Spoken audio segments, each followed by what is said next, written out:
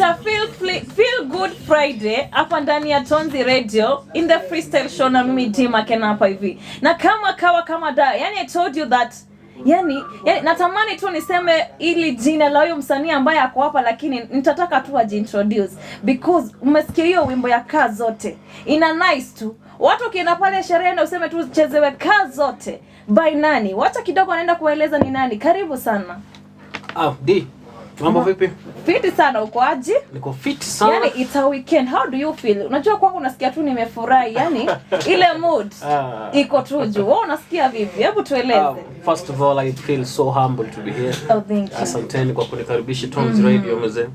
Exactly. Hebu tueleze unaitwa nani? Unajua karibu niseme jina yako, lakini nikaona it's so sweet kwa mimi kuisema, heri wewe uiseme mwenyewe ndio wasikilizaji wakusikie. Wananiita Katalang Jonas thank you chungu nashika mic karongo mstari kanyongo nikitema kizungu hutokea Hey!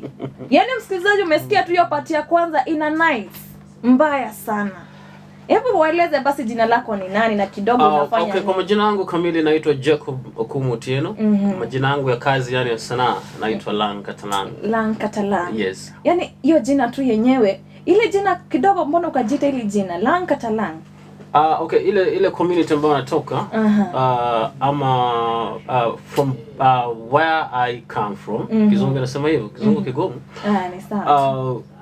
Katalang inamaanisha black ant. The black ant. So I sting like the black ant, or rather my art stings like the black ant. So nilijassociate na black ant kwa sababu ni kitu ambayo ikikuuma inaanza mark fulani, yani kuna uchungu fulani unasikia based on what I do and vile mafansi uchukua kazi yangu. Hebu waambie unafanya nini? Lang Katalang is a songwriter. I'm a rapper. I'm a creative writer. Oh wow. I'm an artist manager. Hey, that's so nice. Yes. Kidogo Katalang, before we arrive hapa, tulikuwa tunaongea na wasikilizaji na uliza, why do you think hao wanaume wana take long kuproposia watu, wapenzi wao? Give us just a small view about that before we go on. I think it is the perception that, you know, there are people who may appear real at first, lakini they end up, you know, failing you, disappointing at the end of it all.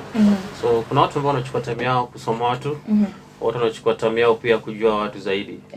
But mbona ichukua miaka 10 ama miaka 6? Hiyo time yote, it's too much time. Mama, what do you think about that? Every relationship iko na strategy. Kuna watu ambao wakipewa pass watafunga.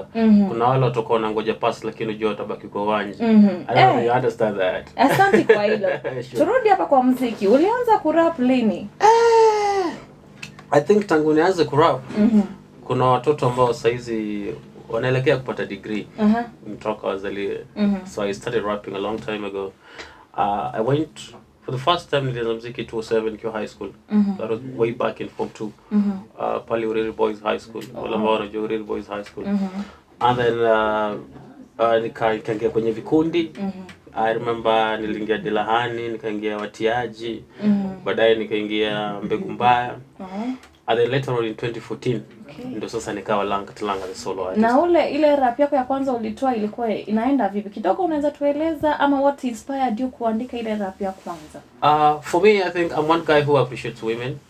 Women are very important, beginning from my mother, my sisters, my girlfriends, my daughters. And I believe women just deserve a pat on the back. So hii ni ngoma ambayo niliandikia wanawake just to appreciate the women and what they do for us exactly. Na huo wimbo uliotoa lini? Kazi zote ni wimbo ambao niliandika 2 years kabla ni record. Okay. Yeah. What took that long period of time hadi ukaenda to record after 2 years? Because that's a long way. Sometimes as an artist ambaye anajua kile ambacho anakifanya, it's good for you to write and then you sit and say, no, I want the best production for this. So I think I was still looking for the best producer ambaye anaweza huwa ile kazi. Exactly. Na vile ulipata ile producer kidogo, kuna zile challenge ambazo ulipitia. We have got an artist wanakuja hapa wanatueleza ya kwamba when I got this producer hakufanya vyema. Nilienda pale kidogo sikuwa na hela and then what happened? They lose your music and they don't record it for you. Wewe kwako ilikuwa kivipi? Because you took these 2 years to find the best person who can do your music. That's true. So how was it? Was it different from the rest that you had that money to get in the studio? Ama ulitolewa muziki wa aina gani? Hebu tueleze. For me, I think it was a little easier. Kwa sababu tayari nilikuwa na experience kidogo. And within my line of duty nilikuwa nishajua kwamba sio mara kwa mara unapiga producer ambaye hamjuani na yeye na kwamba kufanya kazi. Atakufanya tu kazi, yani bora kazi. Lakini producer ambaye mko na relationship na yeye, mtu ambaye mmejuana, ameunganishwa na mtu, atakufanya kazi na moyo wake wote. So it's based on relationship. So on your first journey you were a bit good? I think so, because nilikuwa lucky. Nilikutana na DJ Wandiga, who later introduced me to Alchemy Music. Okay. Na hivyo ndo nilipoanza na producer Simon the Beat. Oh. How many years? About 5 years ago. Mpaka waleo. Na waleo naona una muziki mingi. You got a lot of songs. At least you zinaweza kuwa around 20 hivi, manake nimeona list ni refu. I think ziko 50 and above. After how much time have you been producing each song? Unapata msanii anatoa wimbo leo, anakawia kabla hajautoa. Hivi wewe ilikuwa vipi? Ulikuwa unatoa wimbo leo hii, unakaa maybe mwezi mmoja ama miezi mbili unautoa, ama how was your program? Okay, the thing is, unajua creativity ni kitu ambacho huwezi kuzuia. So most of the time unapata uko na idea kwa kichwa, unaenda pale studio unaiacha hapo. Maybe zita pile up for some time, and then unaanza kuzirelease pole pole. So I think that is how I do my things. Okay. Yeah. I find it that for music kuna kidogo unaonanga rap ni kaenda kitu ngumu kufanya. Unapata artists wengi ambao wanakuja hapo wanasema what they do hii kuimba tu ya kawaida. Okay. What inspires this rap? Ama mtu jua aje akona ile talanta ya kurap, ama una kitu ukisikia huu wimbo ukianza kuvibe now unaona I can do it. Okay. For me, my background in rap is in poetry. Okay. Wow. From poetry kind of was spoken. And then from spoken now I think I was ready enough to become a rapper. Okay. Personally I like poetry. Thank you. Ama kitambo ulikuwa umeandika any poems ama au vipi? I think that was way back. I can't really remember the lines, but I remember I did a lot of poetry. I did a lot of spoken one. What changed your mind to get into rap? Instead ungeendelea na poetry, what made you at least say mimi nataka kurap, staki poetry na staki ama spoken word? I think sisi ni kana kwamba nimeacha. Okay. But nimepatia rap kipaumbele fulani. Kwa sababu hata ukiangalia nilianza na genge music. Alafu kutoka genge music nikaenda Kapuka. From Kapuka I went to Swahili hip hop. Right now I'm doing Luo rap. So it means each and every rapper, hata ingawaje mimi ni rapper, lakini I usually take my time to advance ama ku rebrand after a short period of time. That is how you don't fade out of the market. And that awesome. Most of them don't get it. At least they should listen to you. Wasikia kwamba you can switch from one thing to another, and this gives you a progress. Manake ukiangalia dini yako iko na progress kubwa sana. Umechange from this to this other thing. True. At least the people listening to you wataona this is the right path to choose.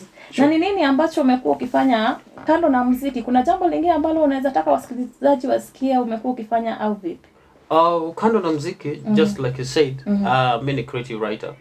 I'm one of the columnists to Zone 69 magazine. Wow. While ambao unajua Zone 69 magazine, which is headed by DJ Wandiga. Alafu pia mimi ni manager wa wasanii. So when I'm not in studio doing my songs, at least I'm monitoring my artists doing the work. And I have a couple of them. Wengine wanacheza sasa hivi, wengine bado wanaanza. So you mentor them? I mentor them. I basically show them the right direction to take. And what challenges do you go through kama manager wa kumanage wale artists ambao uko nao? Because we have heard them complaining about their managers. Lakini hatujasikia manager hata mmoja akisema mimi upitia hii challenge na hii na hii. Hebu tueleze kidogo. One thing I know about management ni kwamba as a manager there are things you need to expect.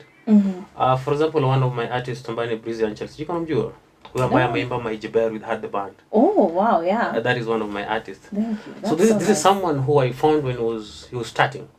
You see, the personality of an artist when he's starting is totally different. Yeah. There is that humility and stuff like that. And then when they get to blow up, they become a brand. So what managers do, they forget that this person has already become a brand. They want to treat them like they're still starting. So that is why they go wrong. You develop as the artist develops. As the artist climbs up, you go lower. Okay. That is the secret. And as a manager, do you at times get pissed off? Unajua kuna kawaida kama wewe ni boss wa mahali, there are many challenges. Unapata huyo mtu asikizi jambo ambalo unamwambia. Do you get such challenges, ama ni vitu gani wasanii wanafanyanga kidogo zinawaudhi kama managers? Managers sana tunapenda sana probably to either force our artists to do certain things without taking our time kujua kwamba ni kitu ambao wanataka kuifanya, unaona, wamejitolea ama ni kitu ambacho wanafanya tu lakini hawataka kufanya. So it's proper to put your artist down. Always negotiate. I'm more of a negotiator than someone who just gives commands. Na kwamba fanya hichi. Mine is always, what do you think we should do? What do you think we should not? Up to this point, do you think we have arrived at the goal that we wanted to arrive at? So it creates the bond between the manager and the artist, so that there are no fights and things like that. Yeah. Do you know, I find it challenging at times. Unapata kuna wimbo imeproduciwa and people are out there criticizing that song. Simply, this person maybe has no voice to sing. Ama kidogo ile maneno aliyaweka pale, ama beats kabisa ziko out. So, kama msanii nikuja pale kwa studio yako, nijipate ya kwamba sina kile kipaji. You know, friends umislead wenzao. Anakuambia, manzi uko na sauti poa. Unafika pale studio, wewe kama manager, umeletewa wimbo, mtu ameuimba lakini kidogo unaona huyu yenyewe ana talanta. Does it get hard kuambia huyu mtu kwamba hana talanta, ama ni eti tu unachukuanga and then you fix the song and then they get it out, ama mnafanyanga vipi?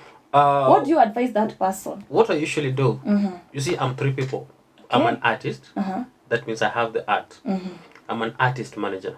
That means I have the management skills. And lastly, I'm a studio manager. That means I have the business mind. At the end of the day, I want the money, but at the same time, I want the brand to go out there. Wow. You understand? I think that is what people don't understand. Exactly. Wanarush tu kwa pesa, unasahau kwamba una jina la kutengeneza. Exactly. So if an artist comes to studio, for example, pale RD Records ambapo nipo, amekuja studio, na kuna ngoma ambayo kidogo haina mwelekeo, ama inataka mwelekeo. What I do, I get my artist wale ambao wako na experience. I tell them to sit this artist down, umwambie the direction kuchukua. Wow. That is what we usually do. And kama totally mtu ana talanta, at least what do you tell them? I think it is not about talent, it's passion. You have seen in this country there are songs that zilitoka hata bila talent kuwepo. Sure. You understand? I don't want to mention names, but there are songs that zilienda paka mainstream. Zikagana up to millions of views.